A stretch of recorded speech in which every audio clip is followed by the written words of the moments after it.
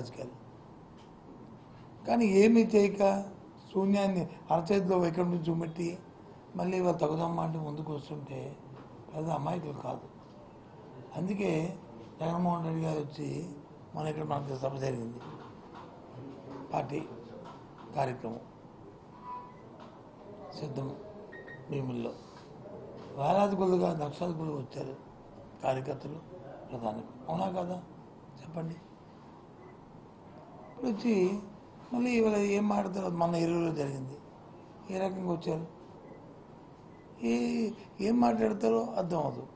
కాబట్టి దయచేసి అన్నీ పట్టుకొట్టుకొని కన్స్ట్రక్టివ్గా ఏదైనా మాట్లాడినప్పుడు పూర్వపరాలతో, ఎందుకంటే కొత్త వాళ్ళు మాట్లాడితే పర్వాలే, పాత వాళ్ళు మాట్లాడినప్పుడు 14 సంవత్సరాలు వచ్చి రాష్ట్రం పరిపాలించినప్పుడు నా పరిపాలన జరిగిందని కంపారిజన్ చెప్పుకోవాల్సిన అవసరం ఉంది. దాన్ని వేగంగా మాట్లాడడం మాత్రం అది సాంప్రదాయం కాదు, ప్రజలు దాన్ని హర్షించరు. కాబట్టి దయచేసి కన్స్ట్రక్టివ్గా ఏదైనా ఒక చెప్పదలుచుకుంటే కంపారిజన్ చేస్తూ చెప్పండి, దానికి సరైన వివరణ ఇస్తాం, సమాధానం చెప్తాం అని మీ ద్వారా ప్రతిపక్ష పార్టీ అని తెలుగుదేశం, ముఖ్యంగా తెలుగుదేశం పార్టీకి తెలియజేస్తున్నాను.